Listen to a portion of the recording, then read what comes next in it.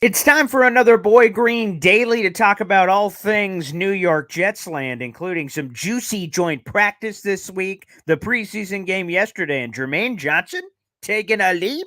We get into it. Let's roll.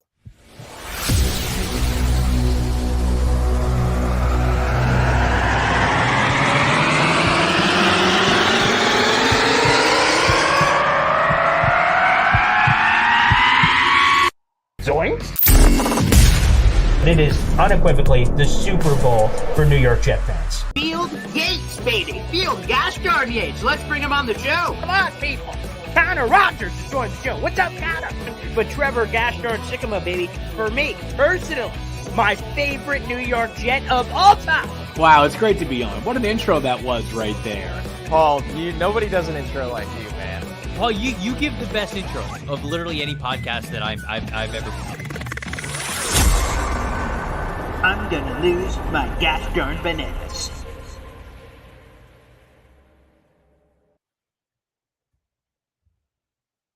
Good morning, everybody. My name is Paul Eston Jr., a.k.a. Boy Green. I'm the New York Jets digital reporter for Heavy.com. And time for, a repeat customer here on the show. He's getting his Chase Blue Points for all his appearances on the Gosh Darn program. That is Richie from Jets Media. Let's bring him in this morning here on a beautiful Sunday. What is up, Richie? What's up, Paul? Always a pleasure to be on here, my man. That intro always gets me excited, dude. Thank you so much, bro. Let's talk some Jets domination.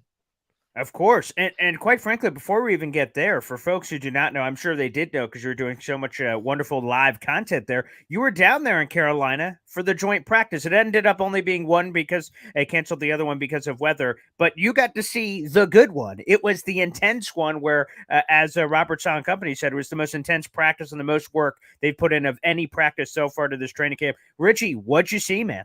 Yeah, it was awesome to be down there in Spartanburg, South Carolina. The Jets went out there and they looked good, especially defensively. Quinnen Williams, I don't know if you guys saw that clip of Hard Knocks that they showed, a little clip of Quinnen Williams doing his thing. And he said, I get like 10 to 12 sacks on these guys. But not only was he dominating, the entire defensive line was doing their thing. Tony Adams had a big-time play. Brandon Echols subbing in for Sauce Gardner had a pick six. So the defense was doing their jobs. The offense, early on in practice with Aaron Rodgers, they were clicking on all cylinders. The issue that came out was definitely the offensive line, but it wasn't like it was hindering Aaron Rodgers at all. He was moving around that pocket, throwing off platform, making throws down the field to guys like Nick Bowden, guys like Alan Lazard, CJ Uzama. Really excellent stuff from the offense. But then the last part of practice, which is, I guess you can say, the most important piece, is when they all went onto the main field and they simulated a drive the field in terms of like, okay, this is like a simulation of an actual scrimmage. And that's when the Jets kind of halted offensively. The Jets first team had a 3 and out. Wasn't because Aaron Rodgers doing anything bad. It was just a screen pass, got sacked, and then a drop. And then they punted. So Rodgers was a little frustrated. And then Zach Wilson went out there and he actually looked pretty bad. one misfire for his first interception of the entire training camp, by the way. But then Zach Wilson goes out there against the Panthers in the preseason, which we'll talk about, and rebounded. So overall, it was a really good day, in my opinion, for the Jets to win practice. And I think that the reason why we saw starting offensive players play in the preseason game is because of that 3 and out. They didn't get that as much work as they wanted to, offensively speaking, for that starting unit in joint practice. Well, fair enough. I will say from the Jets people, I know a few Jets people that are down there that work on the team. So do you, for that matter, both behind the scenes and on the scenes. And they said there was some healthy Jets representation there, which I know surprised a few of my people down there. Like, whoa, okay, there seemed to be a lot there. Can you confirm that chatter? Oh my gosh, there was Jets chants happening. I mean, I was actually at the Jets Panthers opener 2 years ago for Zach Wilson's debut. When they went up against Sam Darnold, and I was so impressed. It felt like it was a Jets convention. We took over the city of Charlotte. So the Jets represent in that city, and Spartansburg is only an hour away from Charlotte. So Jets fans, I think, traveled, and there happens to be a lot of Jets fans in the area. Yeah, and I used to, before I came up here to New York, I had spent a long time in South Carolina, both Somerville, South Carolina, A.J. Green, hometown there, and of course, Goose Creek as well. So Charleston, all that area, oh yeah, intimately familiar with all the down south stuff. That is beautiful. Let's get into it for the topic. It also help us spin into the preseason game yesterday and recap it. Jermaine Johnson. Oh my, Richie.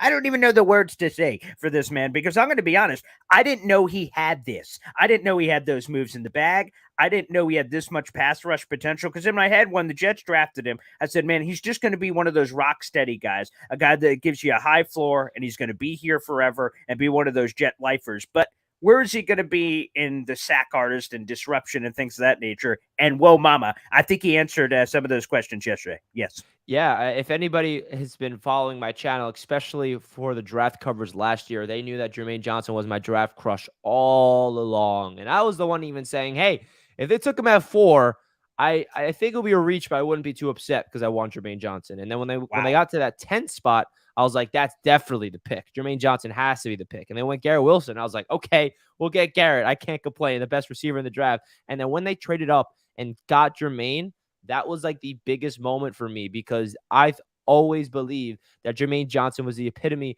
of a Robert Saleh type of player on this defense. And his pass rush abilities not only is elite potentially, but he can also stop the run. It's very rare to have a defensive end that can set the edge on both factors. And that really flashy play we saw that's going viral on social media right now is a perfect example of his speed rush abilities mixture with his bull rush power abilities. He can do it all. Right? You got Bryce Huff, who's that speed rusher. You got Will McDonald, who's that bendy speed rusher. But you got Jermaine Johnson, who brings that power speed element. That's what makes his defensive line so unique, that it's versatile. It's not all the same type of players. They're throwing different weapons at you. So I think Jermaine Johnson in year number 1 kind of was under the radar because guys like Sauce and Garrett and Brees were stealing the spotlight. And he had an underwhelming rookie season. And the reality is, Paul, not everybody has stardom rookie seasons. That's just, we got spoiled with Sauce and Garrett and Brees Hall. That's the reality. So I think Jermaine Johnson has a new head in his shoulders, a new body to go after. And he looks like his head's on fire out there because you're right. He looks like a completely different player that he is destined and he is determined to get to that quarterback no matter what. And he's rocking at number 11. He's going to break out, man. And I cannot wait to see it because I was in love with him during the draft process. So happy when we drafted him. Year 2, he's about to go crazy. And if you're right, and a lot of people would say you are, that he is set to go crazy. Sauce, Garrett, Jermaine, Brees, those are the first 4 picks of the Jets draft last year. And like Jermaine, to your point, has been kind of a, yeah, but Brees, yeah, but Sauce, yeah, but G-Dub, like, geez, Aloo. If all of a sudden Jermaine sprinkled in there and is anything like what we saw yesterday, again, I get it's a preseason game, but like that's our taste. And the Panthers, by the way, played their starters relatively deep, so to speak. We don't normally see that in terms of starters playing at all, let alone that. So yeah, that excites me. So let me throw up our poll of the day here. It is attached to wherever you guys are watching this as well. Now, Quinnen's currently dominating this, but I'm going to make a case for the other side here. It's who will have more sacks for the Jets in 2023, Quinnen or Jermaine? Now, I was going to put Will McDonald, but I didn't think that was fair. Jermaine would have annihilated him. And Quinnen's coming off his career high year. Can he match back up to that? Jermaine is on fire. So who do you believe will have more sacks? I'll throw it over to you, Rich. Is this as obvious as it seems? Was this just a stupid poll idea, or could it be closer than that? I think it's going to be close, but I do think Quinnen is going to lead this Jets team in sacks. I think he led the Jets last year, 12.5. I think he's destined to hit 15 or so this year. Ooh, if he plays all 17 games, man, I think there's another level to Quinnen's game that we haven't seen. Like, don't forget, there were some games last year where Quinnen kind of disappeared, and that's not a knock on him. There were, and I'm saying just a handful, like 1, 2, 3 games out of an entire season. I think this is going to be the year where we're going to see consistent Quinnen Williams every single game, and I'm pretty sure Big Q missed 1 game last year. So he did the Lions game. Yeah, he did. And by the way, the pass rush in that game was awful. Quinnen Williams is the heart and soul of that defensive line. I always said on my channel, this pass rush would be good without Quinnen Williams. With Quinnen Williams, they're elite. And that's the difference because it's so rare to have a guy that can get to the quarterback up the middle, right? You can get your edge rushers with Jermaine and Will McDonald. That's great. But when you can get consistent pass rush up the middle, different animals. So I do think it's going to be close. I think Jermaine can flirt with double-digit sacks, but I think that Quinnen Williams is destined to lead this Jets team in sacks yet again. And fair enough. By the way, this is what I believe. I want to make sure I get this right on Urban Dictionary. What the kids call a first world problem is what they have with all these gosh darn pass rushers coming out of the wazoo coming over here. It's absolutely unbelievable. And again, Will McDonald, what about old Willie? Good Lord have mercy. And he's bringing the take flight celebration back. I love that when the players spread out the arms and give us the jet. That is beautiful. He, too, is another guy that I think a lot of people just kind of threw him in the quote unquote Jermaine box. So Jermaine only had 2.5 sacks last year. Also, snap percentages, I think, are very important in terms of how that all breaks up. But Will maybe even more accelerated and force his way into the field. And they just got so many guys that, wow, I don't, man, these waves are just going to be unbelievable. I was really impressed with Will McDonald yesterday, too.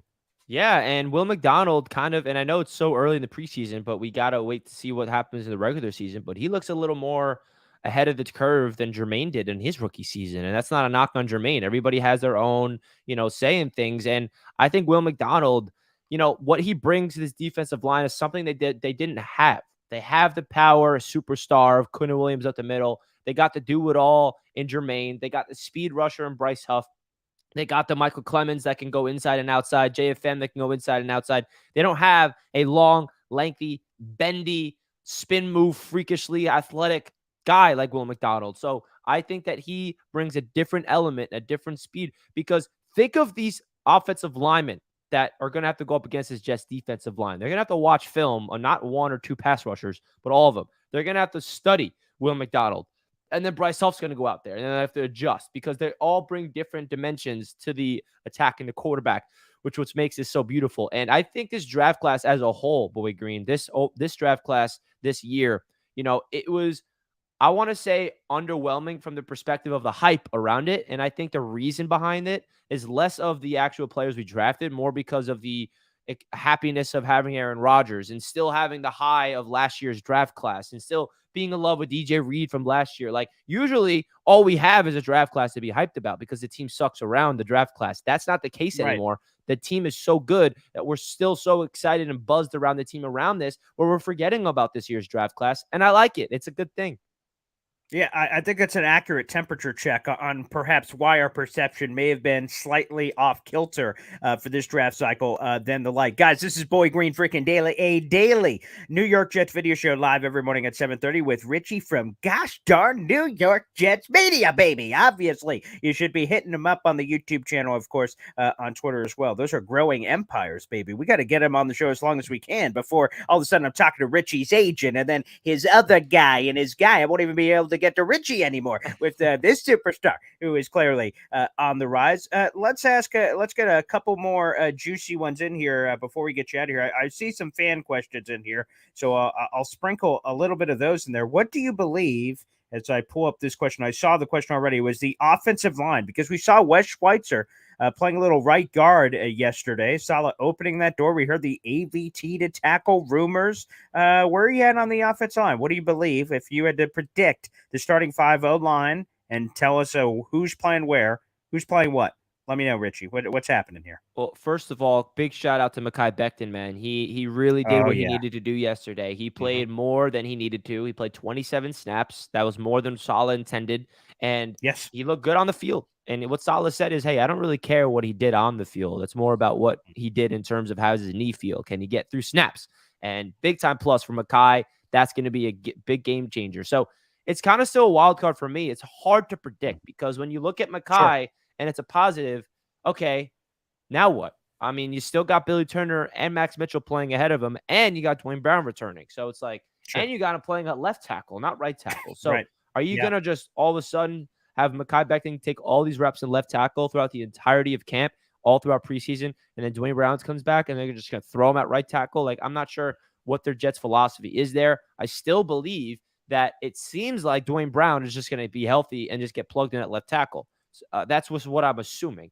And then you look at the right tackle spot, I would prefer it to be Mekhi Becton. But then I'm looking at it like he's getting no reps at right tackle at all. So how are they going to just do that? Maybe this is the week where they throw him in there at right tackle now that they know Dwayne Brown's on his way back. I'm not too sure. But got to go show some love to Billy Turner as well and Max Mitchell because they look good in the first team. So my dream in terms of what I would want it to be is Dwayne Brown and Mekhi Becton as his two starting tackles. Now, when it comes to Wes Schweitzer at right guard, that's definitely interesting. I don't know if it was more of like, okay, AVT's coming off a season-ending injury last year. We don't want to, have him play in this preseason game, and we'll give Wes Schweitzer some right guard playing time. Or that was okay, maybe the right tackle is not ready, and Schweitzer could be our starting right guard, and AVT can be our right tackle because we heard Robert Saleh open up that door. So the New York Jets, they're going to play their 5 best guys, and I think that's been evident all throughout this training camp process. So honestly, it's really hard to predict because there's still so many options. But we heard Saleh say after the Panthers game is when we're going to really understand the starting 5. So this is the week we'll find it out. That's for sure. We got a pair of joint practices coming up at the Tampa Bay Buccaneers game. We'll have Trevor Gashdarn Sycamore, baby, coming up on Wednesday. Give us that Tampa Bay Buccaneers flavor. He was also at the Jets-Panthers joint practice with Richie over there. I'll be at which both was of those beautiful as well. Oh, look at this! Look at Richie is a gosh darn animal, baby. That's why you got to get on that. You got to get on the Jets media train. That's for sure. Let me throw this one at you. I'm not sure where you stand in this, but I don't know if it potentially has changed in this. Dalvin Cook. Michael Carter was asked in the locker room about this after the game, and we saw some pop from Michael, saw some pop from Izzy. Hell, even Travis Dye. Shout out to you. There's no chance I'm making the Jets roster, but I see you, Travis Dye, out there. I tweeted it out yesterday. But what do you think? Has your opinion changed on Dalvin Cook or remained the same? Like you didn't want him, now you still don't want him because of the guys? Do you want him? But, this kind of recent pop has maybe changed your mind. How has that all been affected by what you saw yesterday? Yeah, I think my opinion stays the same, where it's just a luxury to the point where if we do not get him and he signs somewhere else, I'm not upset. But if we do sign him, it's like, we just landed a 4-time Pro Bowler and we're going all in for a gosh darn, in your words, Super Bowl. So like, that's kind of where my mind is at. If we don't land him, it's like, dude, Michael Carter looks like he's ready to bounce back. And you saw that yesterday. Izzy looks like one of those rookie mid-round gems that it seems like happens every single year throughout the league, right? There's always a handful of running backs that get drafted throughout the NFL that is a stud immediately. And Izzy is looking just like that. And now don't forget Brees Hall. So if the Jets do not land Dalvin Cook and they have to run out there with the Carter, Bam Knight, and Izzy backfield until Brees Hall gets ready to go, they showed yesterday that they could be that 3-back committee. And not to mention, Brees Hall is Brees Hall. We're talking about someone that is a superstar in the making if he could be ready to go. So I'm still on the fence with Dalvin Cook. If we land him, okay, we're adding another big-time piece. But if we don't get him, not the biggest deal in my eyes. All right, fair enough. Another question here. Because of all the defensive line depth, is all of a sudden in your mind Carl Lawson or Bryce Huff expendable? I'll jump at this immediately and say hell no. If you're in this all-in year, okay, for instance, in this scenario for Lawson and Huff, they're both scheduled to be unrestricted free agents next year. I don't give a flying hoot. Okay, 2023 is all I care about. 2024, if they could potentially walk out the door after we win a chip or make a run, then, well, okay, first world problem. I'm not just trying to trade guys for future draft picks. The Jets worsen themselves by doing that. A future draft pick can't help right now. So I want as much talent as possible. That's my take on it. Richie, what's your thoughts?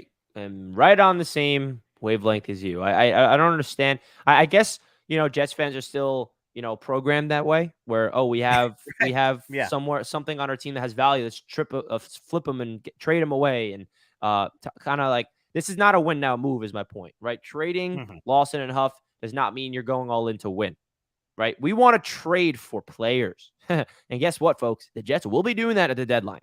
The Jets have positioned themselves with the Aaron Rodgers pay cut and all the restructured contracts, not only to, be aggressive and make a move right now, but more importantly, be aggressive and make a move at the trade deadline because unfortunately injuries happen and we might need to add somewhere to an injured position mid-season. So the Jets are not going to be trading our own. We're going to be trading draft picks for more guys. This is an all-now win season. I don't care if Bryce Huff and Carl Lawson both walk out the door and we don't get anything in return because that means we're going all in. And don't forget, what Saleh said is the defense goes as the defensive line goes. That's what makes this Jets defense elite. Without the pass rush getting to the quarterback consistently, they're not elite. So you keep Carl Lawson, you keep Huff, you keep that 10-man rotation, baby. Well, let me ask you, you mentioned that list. I think we're all thinking about that. How can we not be? And again, there are some teams you can't prognosticate. Like last year, everyone says, the AFC West, everyone's going to the Super Bowl. And then guess what? Teams are worse than we think, and things happen. So ahead of that trade deadline, maybe a surprise team is available that we didn't think of that suddenly could come up. But Richie, are there names on your list that you're dreaming about late at night before you lay your head on your pillow of names that the Jets could potentially acquire ahead of that trade deadline? Who's on that list, Richie? Well, I do dream a lot when my head is on the pillow about these Jets. That's for sure. Sure. But Yeah. when it comes to a trade deadline, obviously the flashy name and everyone's dreaming about is Devontae Adams. I just Yes. don't know if that's like I'm trying to ground myself. It's like, okay, this is getting a little ridiculous. Like I can't like I want to like make sure I'm getting realistic here, even though anything can Sure. happen. Of course. And Of like course. there is some financial situations I got to clear out. But I think that's Mhm. going to be more a to be determined in terms of injuries, because I really look at this roster right now, Paul. There's not a weakness.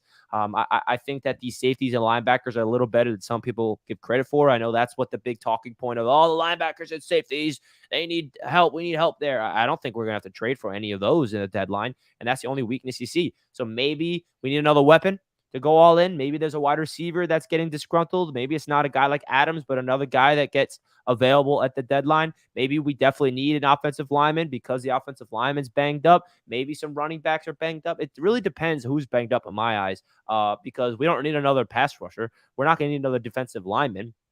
I mean, it just really depends who's injured and who's available, because it's hard to really evaluate. But I know the dream is Devontae Adams because Mhm. of the Aaron Rodgers connection, but that still feels like a pipe dream to me.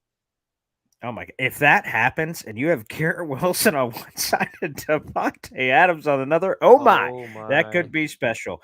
But to your point, I think that's a great thing. I'm saying, like, from the opposite side, like what teams could suck by the deadline, their players become available. But what about the reverse of what you just said? What if a surprise injury, and injuries always happen in this incredibly violent sport, that echoes to where the Jets go potentially for the injury? So that makes a lot of sense. Richie, it's always awesome getting a chance to talk to you. Before we get you out of here, come on, all the fans who are listening live or after the fact, also all available wherever you get your podcast, Boy Green Daily, baby. You can also listen to this on the commute in. So for those people as well who may be listening to the show, where can they hit you up for all your groovy stuff, Richie?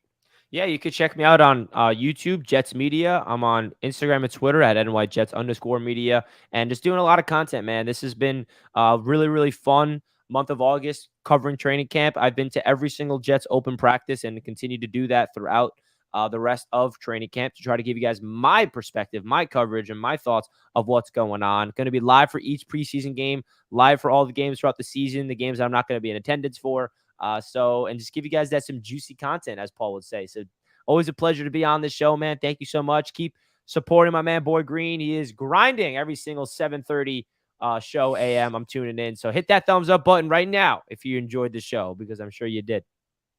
Yeah. Also, Richie, by the way, have you ever grown out that beard of yours? This year you got some whiskers going on there. Are No, you this is the joining new. the This is crew? new. I'm Yeah. finally Mm. becoming, a man. I'm finally got Yeah. the Yeah. facial hair Mm. going in, and I think it's a look that it might be sticking with for the season. Okay, well, we'll keep growing that puppy. We want to get to some of that Tyler Conklin length. That's what we're looking for. So, yeah, Richie, I love it. Dive into the deep end of the pool, brother. Love it. I Yes, love it. sir. Thanks There for we are. welcoming me.